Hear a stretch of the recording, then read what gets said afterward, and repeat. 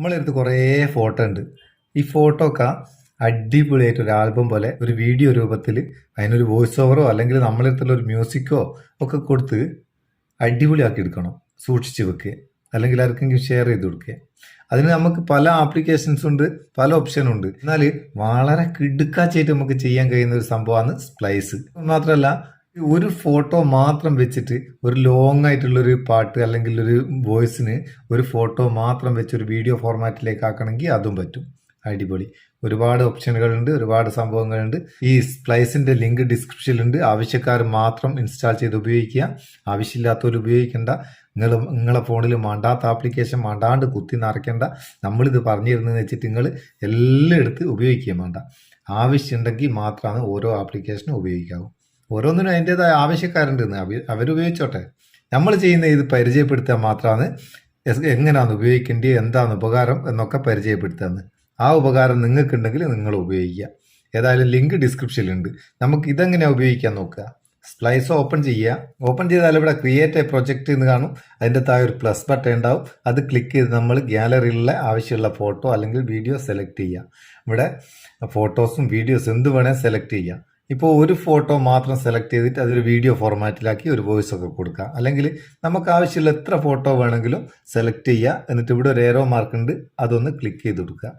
Click ചെയ്താൽ നമുക്ക് ഇതിൻ്റെ എക്സ്പെക്ട് റേഷ്യോ എത്ര വേണമെന്ന് അത് സെലക്ട് ചെയ്ത് കൊടുക്കുക. കുറേ ഓപ്ഷൻ ഉണ്ട് കേട്ടോ. ടിക്ടോക്കിലേക്ക്, ഇൻസ്റ്റഗ്രാമിലേക്ക്, Instagram story, Instagram post, YouTube wide screen, YouTube shorts, അങ്ങനെ കുറേ ഓപ്ഷൻ ഉണ്ട്. ഏതാണോ വേണ്ടത് അത് സെലക്ട് ചെയ്ത് കൊടുക്കുക. ഞാനിപ്പോൾ 4:5 ഒന്ന് സെലക്ട് ചെയ്ത് അതിനുശേഷം സ്റ്റാർട്ട് കൊടുക്കുക. ഇവിടെ നമുക്ക് പ്രൊജക്റ്റിന് ഒരു പേര് കൊടുക്കട്ടോ. നമ്മളത് ആ വീഡിയോക്ക് എന്താണോ ഒരു പേര് വേണ്ടി അത് ഇവിടെ കൊടുക്കുക. എന്നിട്ട് സ്റ്റാർട്ട് കൊടുക്കുക. നമ്മൾ ആ ഫോട്ടോകൾ ഇവിടെ വന്ന് ഈ ഓരോ ഫോട്ടോൻ്റെ ഇടയ്ക്ക് ഇതിലൊന്ന് ക്ലിക്ക് ചെയ്താൽ അതിൻ്റെ അനിമേഷൻ, ഒരു ഫോട്ടോ ഒന്ന് മറ്റൊരു ഫോട്ടോയിലേക്ക് ട്രാൻസ്ഫർ ചെയ്യുന്ന അനിമേഷൻ നമുക്ക് ഇവിടുന്ന് സെലക്ട് ചെയ്ത് കൊടുക്കുക. ഏത് സൈസ് അനിമേഷനാണ് വേണ്ടിയെന്ന് സെലക്ട് ചെയ്ത് കൊടുക്കുക. അതുപോലെ ടെക്സ്റ്റ് ആഡ് ചെയ്യാനുള്ള ഓപ്ഷൻ ഉണ്ട്, എഫക്റ്റുകളുണ്ട്. ഈ മ്യൂസിക് എന്നുള്ളിടത്ത് ക്ലിക്ക് ചെയ്താൽ ഇവിടെ ഇമ്പോർട്ട് മ്യൂസിക് എന്നുള്ളിടത്ത് കൂടെ നമ്മളെ ഫോണിലുള്ള മ്യൂസിക് നമുക്കത് അവിടെ ആഡ് ചെയ്ത് കൊടുക്കാം. അതുപോലെ ഓവർലേ ആയിട്ട് ഒരു ഫോട്ടോ അല്ലെങ്കിൽ ഒരു വീഡിയോ ചേർക്കണമെങ്കിൽ അതും ചേർക്കാം. എവിടെയെങ്കിലും ബ്ലർ ചെയ്യണമെങ്കിൽ അതിനുള്ള ഓപ്ഷൻ ഉണ്ട്. ഒരുവിധം നമുക്ക് എഡിറ്റ് ചെയ്യാനുള്ള എല്ലാ ടൂളുകളും ഉണ്ട്. വോയിസ് ഓവർ കൊടുക്കണമെങ്കിൽ ലാസ്റ്റ് മൈക്ക് ഐക്കണുണ്ട്, അത് ക്ലിക്ക് ചെയ്തിട്ട് വോയിസ് ഓവറും കൊടുക്കാം.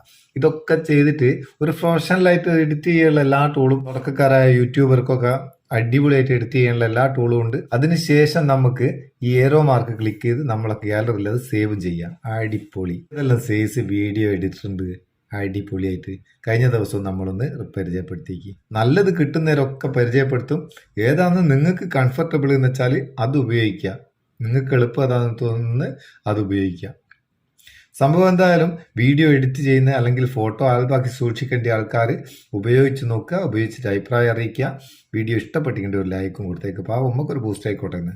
നമുക്ക് അടുത്ത വീഡിയോയിൽ നല്ല സെഗ്മെന്റ് കാണാം. നിങ്ങളെ സ്വന്തം Muthus Meppayur. Thank you so much.